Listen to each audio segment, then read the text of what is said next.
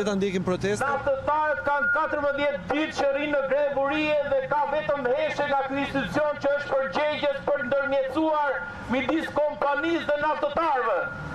Është e patolerueshme heshtja e kësaj ministrie dhe humbja e jetës nëse do të shkojë akoma dhe më tej greva urisë e naftëtarëve.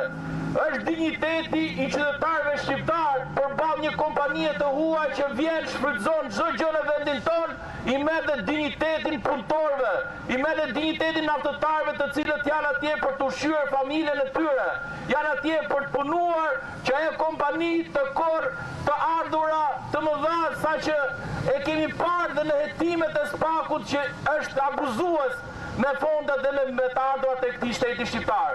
Nuk mundet që të hesht akoma ministria, duhet me patjetër të reagojë, të luajë rolin e saj që e ka detyrim ligjor të ndërmjetësoj midis kompanisë dhe naftëtarëve, të mos i lë ato naftëtarë të humbin jetën e tyre.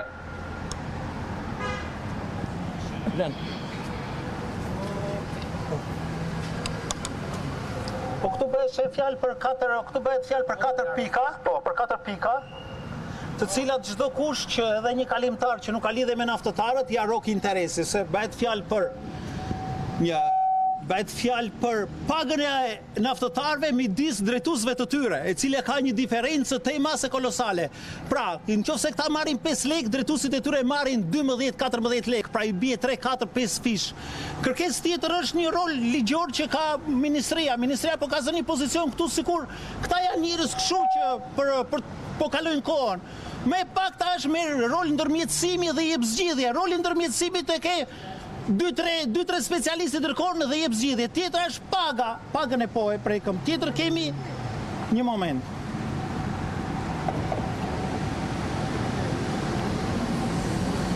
Tjetër kemi kushtet e punës. Në kushtet e punës nuk investohet fare. Pra, bëhet fjalë që duhet të ngarkohen njerëzit këtu me nerva, me stres. Pra duhet të dalin nga vetja, duhet të bëjnë veprime vrasjesh që të lëvizin dikush. Kjo është gjë më e thjeshtë, në kapitalizëm kjo është më e thjeshta. Pra del dikush, një grup interesi me 5 veta, me 10, me 20 dhe lëvizin të tjerët. Këta thonë jore, ne nuk lëvizim, thot, po nuk u vrat juve, po nuk doli dikush. Kjo është e dhimbshme fare kjo. Të rinë të flej administrata në këtë farë drejtxeje. Dhe fakti që ata ka në grevuri aty mbi 2 javë, tani kjo nuk do të thotë që ne duhet të presim, si do shkoj greva, do vdesin këta apo jo. Gjithë mesazhi është që ata janë futur në grevurie, ti duhet i dëgjosh dhe nesër t'u japësh zgjidhje se si do bëhet. Jo nesër, po sot, se ta shkon. Pra kaq kërkohet, nuk ka ndonjë shkencë. Dhe kjo nuk është për të provokuar punonjësit naftëtarët, kjo është për të lëvizur dhe qeveria duhet ta marrë këtë si bonus për veten e vet. Pra duhet në mënyrë kategorike direkt 4 veta i autorizon çfarë nuk shkon.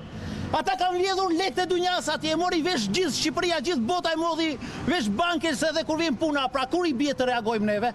Kur i bie të lëvizin këta? Por e këta duhet të lëvizin, ore shme pak, ta të lëvizin pak prej vendit. Kjo ishte, pra 4 pika, nuk e di çfarë mund të thë, po është e dhimbshme. Hajde dalim të pyesim qytetarët të rrugës edhe të shikosh se si do reagojnë. Më falë, si gjykoni le ta themi mos reagimi nga ana institucioneve qeveritare? Po mos reagimi është një procedurë burokratike. Ke parasysh ata e lejnë me qëllim për të matur pulsin deri ku do shkojnë minatorët. Por ndërkohë nuk mundesh të veprosh kështu. Çështja është ata kanë marrë gjithë atë risk me jetën e tyre, ata duhet viren në lëvizje. Pra këta gjithë ajo që mua më vëllëm së brendshmi është, nuk do rrim të presim të vdesi një minator ose një minator të vrasi dikë. Ata po e përcjellin mesazhin, pikat i kanë të qarta. Këta 4 veta lëvizin japin drejtim. Dhe në fund të fundit reagimi i minatorëve është në interes të administratës, është në interes të qeverisë, është në interes të ekzekutivit. Si mund të arlini kështu kaq të thatë? Kjo ishte. Faleminderit. Atëherë le të dëgjojmë një tjetër protestues. Pajisues të shoqërisë civile, por mbi gjitha si qytetar, jemi sot këtu për të solidarizuar me kauzën e drejtë të naftëtarëve dhe mbi gjitha jemi sot këtu para Ministrisë së Ekonomisë për t'i bërë me dije që heshtja atyre i gjatë duhet mbar fund, sepse heshtja atyre është një shkelje e dytë të drejtave të punëtorëve të naftës. Heshtja atyre ka krijuar vështirësi jashtëzakonisht të madhe në shëndetin e atyre naftëtarëve, të cilët prej 14 ditësh i janë në grevurie. Është e patolerueshme që qeveria shqiptare e Ministria Përgjithëse mos ndërhy pas kësaj heshtje kaq gjatë edhe nga ana e kompanisë bankers për të ndërmjetësuar dhe për t'i dhënë një zgjidhje të drejtë punëtorëve të naftës. Të gjithë dimë që nafta është një pasuri kombëtare dhe si e tillë ata punëtorë të cilët punojnë aty për këtë pasuri kombëtare duhet trajtohen me dinjitet. Por me sa duket Ministria e Ekonomisë nuk do ta di për dinjitetin e këtyre punëtorëve të cilët për vitesh punojnë duke lënë aty gjithçka, duke sakrifikuar dhe jetët e tyre. Kështu që jemi sot këtu për të bërë me dije Ministrisë Përgjithëse, Ministrisë së Ekonomisë që të ndërgjegjësohet dhe të vë drejtësi në vend pasi që shkelja e drejtave të punëtorëve nuk është në dobi as shtetit shqiptar dhe as mbi gjitha kauzës tonë përballëse si shoqëri për të integruar në Bashkimin Evropian.